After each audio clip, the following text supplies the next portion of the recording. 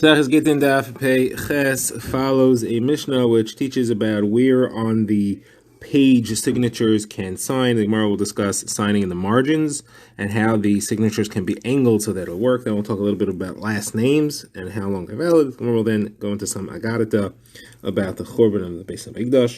Then we'll get to another Mishnah, our next Mishnah, which introduces the concept of a get me'usa, a forced get, and compares if it's forced by a Jewish court or by a non-Jewish court. And we'll end off with another Mishnah discussing the topic of rumors and how we deal with rumors. So let's begin. In our last Gemara, we've seen that if the witnesses are signed on top of the get or in the margins of the get, that's no good.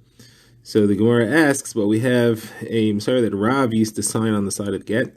So how come Rav could sign on the get if that's no good? So the Gemara answers, when Rav signed it, the roof of his letters, meaning the tops of the letters were facing, they were turned towards the body of the get itself. The problem with signing in the margins or on the top is that we're afraid that you're signing on something else that was cut off. It was a signature on some other document and it's cut off from that, because usually people sign underneath the document that they're signing, which means that the roof of your letters is facing the document that you're signing. So if somebody signed it any other way, we're afraid that it was something else that was cut.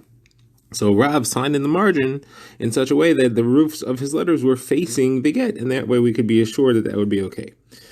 So the Gemara asks, if that's okay, so how do you understand our Mishnah? In our Mishnah we saw that that wouldn't even work. We saw if you have two Gittin that were attached to each other at their heads, and the signatures are between them, that's possible. There's no way to be machshir that. But why don't you just be machshir the one that is turned the roof towards the get? The roof of the letters are turned towards that get. That way you don't have to be concerned there's something written above that. What's the problem there? So my answer is that's talking about where neither of them have the roof of the letters turned towards the get.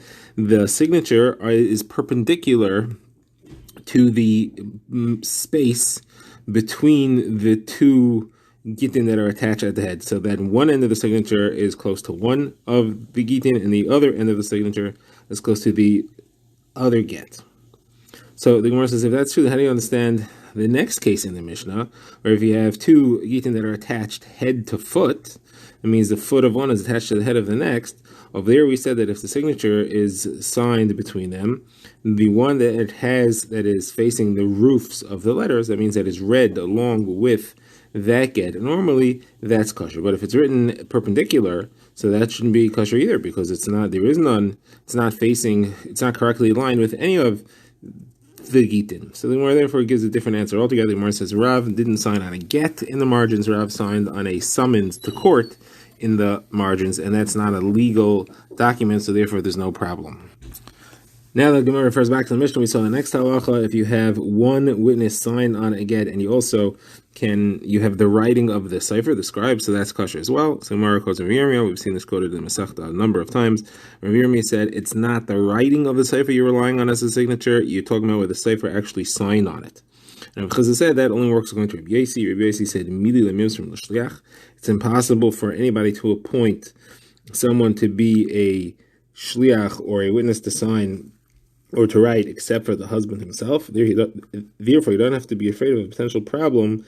If you have the cipher signed on the get, you don't have to be afraid that the husband had really appointed someone else, but he felt bad for the cipher because he's just writing and he's not being allowed to sign, and therefore he told him to sign instead of him. You don't have to be afraid of anything like that happen, because the cipher knows he can only be appointed by the husband. Otherwise, you have a problem. You would not accept the signature of a cipher because you're afraid one of the witnesses let him sign in place of him.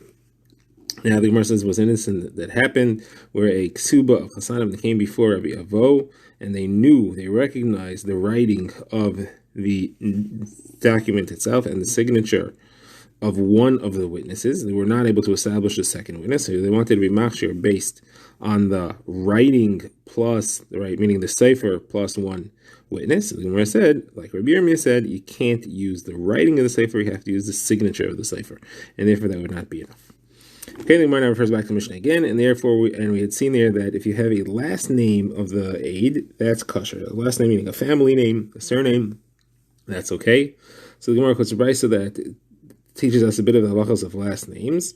So the Gemara refers to a last name meaning where you write the son of a father, but you don't use the father's name. You use a grandfather or a great grandfather. Like instead of Yitzchak ben Avram, you had Yaakov ben Avram or Reuven ben Avram. So Reuven is being miyachas himself not to his father, but to his grandfather, his great grandfather. So how many generations back can you go? So I'm going to go to Machlekes. The Tanna Kamma here says up till 10 generations you could refer to as your father when you're signing and you're identifying yourself. Shimon ben Elazar says it's only 3 generations. The Gemara quotes another mimer where it says 3, and the Gemara says that goes like Shimon ben Elazar. Now, what is the source for that? How do you know that 3 generations is called a son? So Gemara quotes a pasuk in Vaschana and says, "Kisaylid banim uvnei banim yonashantem." When you give birth to children and children of children, and then you'll be considered to be living in the land for a long time. So it talks about children and children of children. They're all called children. So you see 3 generations has that appellation. Now the Gemara goes in a bit of a sidestep here to talk about the Churban, which is what that is. That is the first pasuk in the Kriya for Tisha B'Av. The Gemara learns a number of things from that. So the Gemara says, Eretz Yisrael was only destroyed. The Galus only began after 7 different kingships, families of kings worshipped Avodah Zarah. The Gemara is not going to talk about the Malchus Yehuda. The Gemara is going to talk about the Malchus Yisrael. It's not going to talk about kings, individual kings. It's going to talk about families of kings. And the Gemara says the 7 families are as follows: Yeravam ben Nevat, Basha ben Achia, Achav ben Omri, Yehu ben Nimashi, Pekach ben Ramalyom, Menachem ben Gadi, and Hoshea ben Elah. And during the days of Hoshea ben Elah, the 10 Shvatim were exiled. Now, what is the source that there were 7 families of kings? The Gemara quotes a pasuk in Yirmiyahu. It says, "Umlo yeled Shiva." You have the the desolate woman who gave birth to 7. That's the 7 generations of kings, the 7 courts of kings that were there. Nafchanach Shaba Shimsha. She's sighing, and her son said early, but during the day, she's embarrassed and mortified. So, referring to the destruction happening after 7 families of kings. Now, Rav Ami quotes another pasuk for this, and this is the pasuk we just brought. Kisaylid banim uvnei banim. So you have kisaylid is 1 generation, banim plural is 2, bnei plural again is another 2, banim again is another plural is another 2, for a total of 7 generations. And afterwards is v'nashantem. You've been there for too long, and the pasuk continues by saying avoid toiveidun, that there's going to be avodah zarah, and then will be destroyed. Now it says Rav Kahana and Rav Asi to Rav. By Yehoshua ben Elah, it says that he did bad, he was wicked, but not as bad as the other Malchei Yisrael. It says, not as bad. But then it says that Shalmaneser, the king of Ashur, came and exiled his kingdom during his lifetime. So if he wasn't as bad, why were they exiled? So Mar explains, when he wasn't as bad, we mean that Yeravam ben Nevat, who was the first of the Malchei Yisrael, had set up watchmen along the roads to prevent people from going to Yerushalayim to Be'el Regel. So Yeshua ben Elah removed those, and that way he wasn't as bad as the other kings before him who had those watchmen. However, it didn't help because Klal Yisrael still didn't go to Be'el Regel. The Aseres HaShatim did not go to Yerushalayim for Aliyah L'Regel, and therefore that was the final straw. That was when HaKadosh Baruch Hu decided to bring the destruction and the dispersion of the 10 Shvatim. Now, the phrase the Gemara uses is that Keneged, those years that they didn't go to Yerushalayim for Aliyah L'Regel, that's what they had of exile. That was in exchange for that. Now the Gemara quotes Mar Chizda, Rav Chizda, in the name of Mar Ukva. Some say it was Rav Chizda, in the name of Rabbi Yirmiyah, the drasha from Marimar. What is the meaning of the pasuk that says Vayishkoid Hashem al hara vayivyeha aleinu ki tzadik Hashem leikeinu? So Vayishkoid means Hashem rushed to do bad. He rushed to do this evil, to bring this bad stuff upon us. Why? Ki tzadik Hashem leikeinu, because Hashem is a tzaddik. What is the tzidkus of rushing to bring the bad thing earlier? So the Gemara explains a few pshatim here. So the Gemara says one pshat is that he made the galus of all of Yerushalayim be quicker, so that the galus of Yechanya, which took place 10 years earlier, that those people would still be there. Because in the days of Yechanya, there was an exile of Nebuchadnezzar where they took what's called a Charsh Amazger, the carpenters and the gate closers, and they took them to Eretz Yisrael. Chazal say Charsh Amazger actually were Talmid Chachamim. Charsh from the term cheresh, like a deaf person, because after they gave shir, no one could argue with them as if they were charashim, and Masger closing up because after they said shir, there was nothing anyone else could say, so they were closed up. So these are terms that describe the level of Talmidei Chachamim that they were. The pasuk says there were 1,000 of them, and they all went into exile with Yechaniah 10 years before the actual Churban. So the rushing of the Churban was so that they would still be there at the time when the rest of Klal Yisrael arrived, so that they would be able to teach Torah to Klal Yisrael while they were there in Chutzlart, in Vavel, so that the Kehila and the Limud Torah would not be lost or not be destroyed. Uz says another pshat that he brought the Churban 2 years earlier. The Torah says V'noishantem. V'noishantem is when you get old in the land, it will be there for too long. That is when the Churban would be. Now, that is Gematria 852. If the full 852 years since Yetzias Mitzrayim had passed, we would have gotten to the level of V'noishantem. And once V'noishantem happens, immediately following that, it says we would have been destroyed completely. There would have been no recovery from that. Now, Kadosh Baruch Hu took us out early, 2 years early, because we know that the Beis Hamikdash was built after 440 years, 400 years after the came to Eretz Yisrael, 440 years after Yetzias Mitzrayim, and it was stood for 410 years, so it was 850 years that it was destroyed, 2 years before the 852-year deadline that got us to the level of not being Oivei Toiveidun permanently. We now begin the next Mishnah. The Mishnah introduces the sugya of a get me'usa. That is a situation where a court forced somebody to give a get. And the Mishnah will divide it into two types of scenarios. One where he was forced by a Jewish court, by a Vezin. Another where he was forced by a non-Jewish court. They forced him to give the divorce on their own. Now, there's a third option, and that is that a non-Jewish court forced him to listen to the Jewish court. So the Mishnah talks about these three cases. It says if he's forced by a Jewish court, it's kosher. Forced by a non-Jewish court, it's a pasul yet.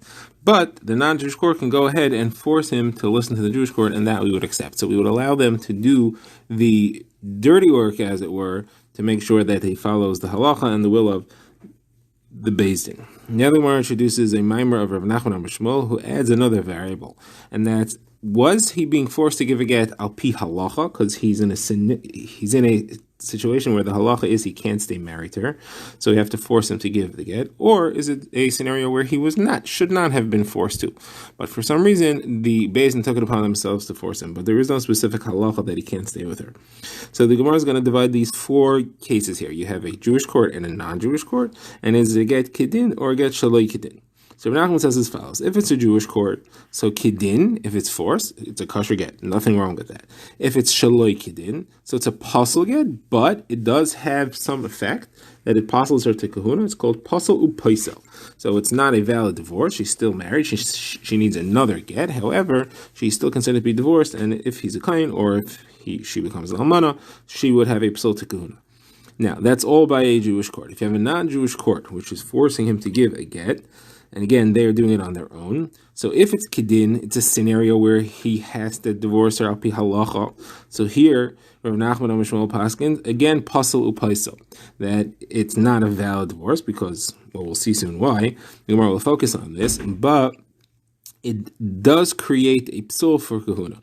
Now, if, however, it was shaloi kidin, so you have a non-Jewish court acting shaloi kidin, it doesn't even pass for kahuna. It has no effect at all. Now the Gemara wants to know, I don't understand, how does this make sense? In the case where you have a non-Jewish court forcing a woman to get divorced from her husband, and the din is she needs to separate from him, are they authorized to make that decision? Are they authorized to do that? Either way, you have a problem. If they're authorized, so then the get should be a kosher get. Why are we saying that it's no good? And if they're not authorized to do that, so then why does it create anything? You have something which has no halachic validity. You house it different if he happened to be a situation where it was the din, but the non-Jewish court is not authorized to do that. So it's the same as Shalei Kedin. So it should be kosher for Kehuna. So what's going on? How do you understand that case? So the Gemara offers two answers.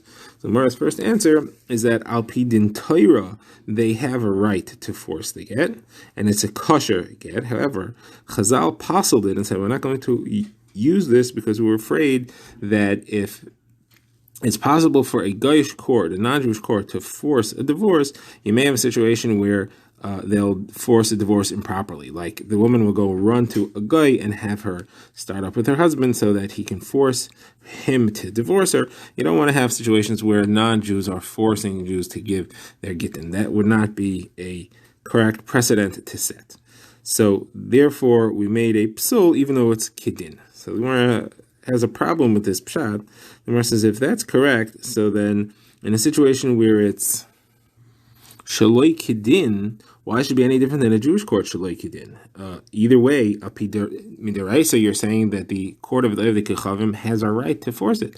So if it's done Shaloi Kedin, so it's no different than a Jewish court Shaloi Kedin. Both of them have a right to do it Kedin. Both of them, if they do it Shaloi Kedin, should be the same halacha. It should be pasul u'paisel. Why is it that it doesn't even pasul for Kahuna if it's Shaloi Kedin? So the Gemara therefore says this is incorrect. This pshat is wrong.